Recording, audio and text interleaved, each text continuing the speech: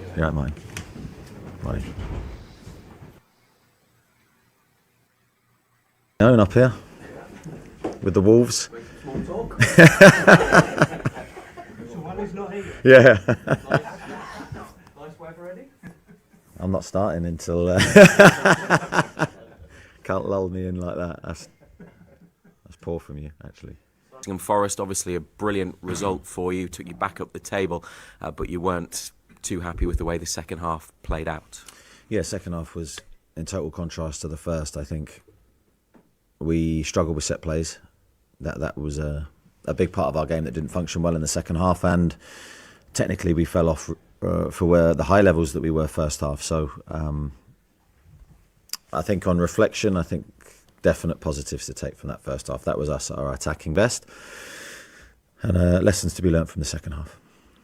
You've won 13 of your last 16 matches, and you had that brilliant winning sequence over Christmas, but consistency keeps coming up, and it's a word that a lot of supporters are using as well, and perhaps we saw that on Sunday, the inconsistency within a game. How big of an issue do you feel it is or is becoming? It's been there all season to a degree. I think there's been games where we've been frustrated with ourselves, but then when you mention the statistic 13 wins out of 16, that's not an inconsistent team. I'd certainly take that again in the next 16 games. But I try to be very honest and acknowledge the fact that we have been inconsistent at times, and Sunday certainly reflected that. How well will you have to play at Anfield to stand a chance of getting something? Well, I think we're near close to a perfect game from our perspective. Certainly, I think learning from the recent game against Manchester City would be a useful starting point for us, where we didn't execute the aggressive game plan that we wanted. We didn't attack enough. For me, we didn't attack the game well enough. So we need to learn from that. And at Anfield, which is a really great environment to play football, but not a great environment if you're not totally there. So we have to acknowledge that and make sure that we turn up. And what about the emotional side of it? Because I think the last couple of games you've had there's been a lot of emotion, a lot of feeling in them. There's been perhaps some controversial decisions as well. The atmosphere is always noisy. How important is it for the players to get that side of it right? Yeah, psychologically huge. I think I'd love to think we can go there and grow from that environment that you talk about. It's an emotional stadium, I think, highlighted by before the game and everything that goes into it. Certainly we're going to need to start the game well. We're going to need to put our foot forward in the game and be aggressive, as I said earlier, and we have to have a threat in the game. We have to attack, so that's what we try to do. And last question, Sandro Tonali, you mentioned on Sunday that he'd had a slight injury, which is why he was left out of the starting 11. Did he come through the time he had on the pitch okay, and are you satisfied that there's no longer-term problem? Yeah, he came through fine. I anticipate now he'll be fully fit. Thanks, Reza. Keith? Eddie, you said there you need as close to a perfect game as possible. What does a perfect game look like? How long you got, Keith? Well, we need every aspect of our game to be functioning as it was in the first half, really, against Nottingham Forest, albeit we conceded the first goal. That apart, I thought we responded really, really well. We were free-flowing, we were dynamic, flexible in terms of our tactical play. We showed no fear, and we attacked the game and scored 4 great goals, and in a period of time where we were in a great moment. We had a great flow about us, and we lost that in the second half, and we're going to need that attacking verve that we had in that first period. And how do you stop Mo Salah, the best attacking player you would suggest in the Premier League at the moment? Yeah, that's going to be a challenge for us. I think it's always not down to any one individual within the team, although he will naturally come up against a direct opponent. It will be about the team supporting that area of the pitch.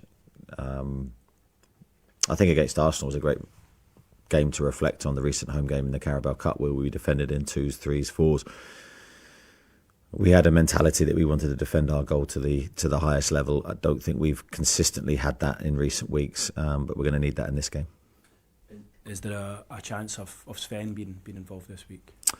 Sven's improving, and he's improving quickly. So we'll see whether he makes the game or not. It'll be close.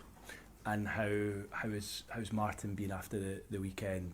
Obviously, dropping out in place of Nick Pope. Have you had to have a conversation with him? Yeah, of course I had a conversation with Martin.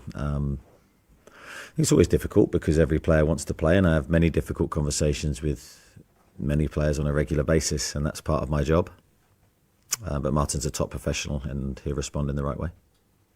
Just finally from me, the club chairman was there on Sunday, took the match, and it appears there's been a couple of board meetings over the last couple of days. What is your understanding of what went on, and have you managed to speak to the chairman during his time here?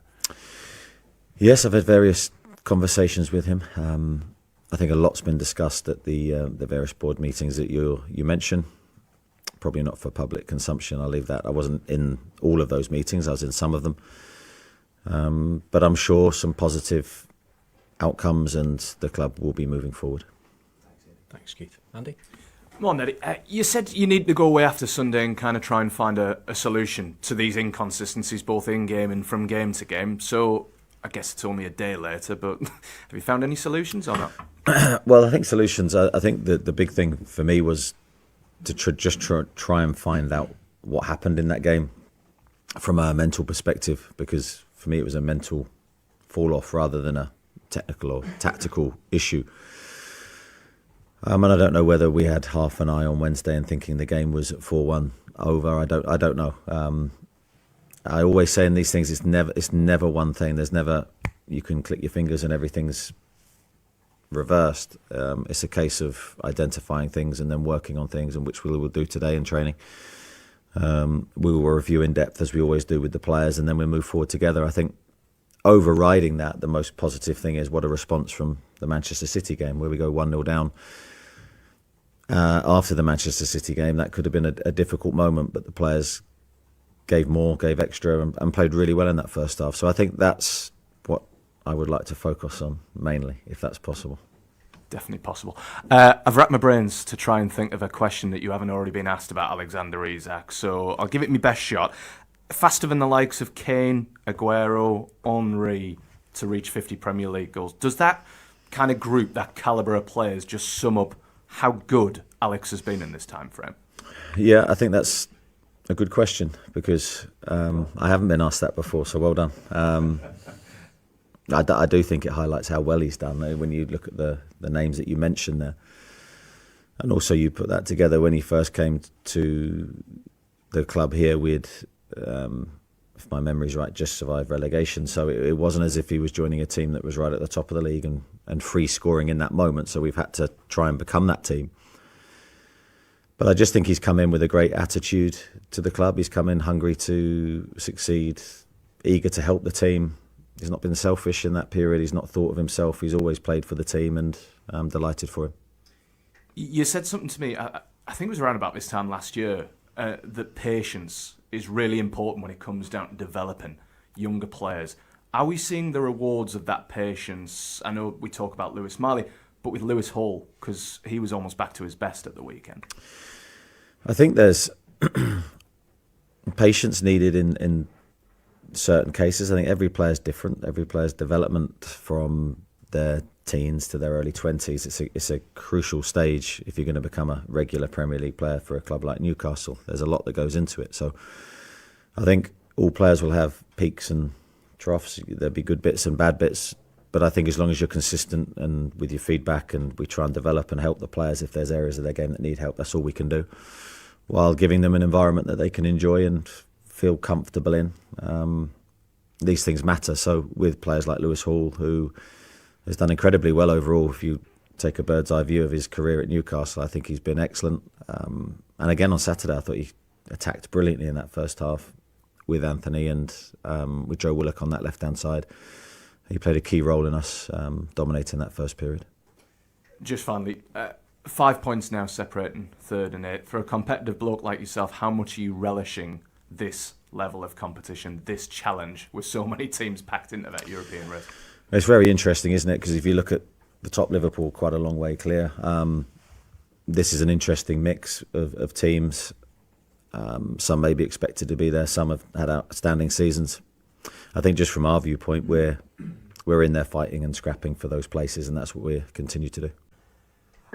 Pivoting to the goalkeepers, what does Nick Pope give you as a goalkeeper, and how good has he been for you as Newcastle manager?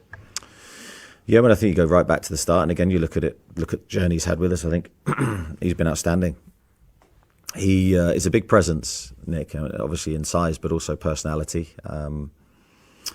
Well liked within the squad. Very humble person, works extremely hard. Very good from set plays and his physical frame and coming out and catching or punching from those situations. For me, one of the best shot stoppers, if not the best shot stopper in the Premier League. He's always had the ability historically to make big saves. So I think there is big strengths, and we're certainly going to need them in the coming weeks.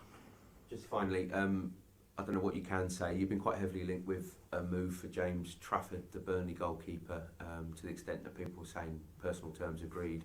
Is there anything you can say on that, please? Well, I don't believe we're in that situation with any player because the summer window's a long way away and we've not begun those discussions. Thank you. Thanks, Luke. We've got to Jordan, Joe, and then Kieran. Morning, Eddie. Morning. Just on Lewis Hall, how pleased have you been with his attacking output this season, and can he improve on it as well? Yeah, I think we've worked hard with Lewis in that respect, and he's worked hard on his game. He's done a lot of work. I can picture him now, after training, working on his crosses, his delivery, getting into those positions as well. We work a lot on relationships in the team and building those relationships, especially attacking-wise, with the players that you're playing with, so you get to know each other's game. So I think Lewis has attacked really well. He's got a number of assists. I still feel there's room for improvement. The attacking play of our fullbacks is fundamentally so important to how we play. Both players to attack and attack regularly. And yeah, we work a lot on the relationships between our wide men and our fullbacks. So Lewis can be pleased, but I know we want more. And defensively as well, how much do you feel he's came this season in terms of that aspect of his game, and how much will that be challenged tomorrow night up against probably Mo Salah? Yeah, I think he'll know tomorrow that he's going to have a real battle on his hands if he plays and Mohamed Salah plays. I think probably the ultimate test in the Premier League, really, if you look positionally for a left-back, is to do well against a player of his qualities. And he's got standout qualities, and the way that he plays, you sort of know what he's going to do, but it's very difficult to stop. And Liverpool find ways to get him a lot of the ball as well. So credit to him and the team for how he's performed this year. It'll be a big test for us to stop their right-hand side. Thanks, Jordan. Joe? Hi, Eddie. Just wondering about an update on Joe Linton and how close he is either for tomorrow or obviously Sunday's game. Again, with Joe, similar to Sven, really improving, doing really well, pushing. And again, he's another player that will be quite close. And how big if he is able to play tomorrow, will he be with that right side, with Trent and Mo Salah, his sort of defensive attributes and ball winning attributes, how important will he be in that battle?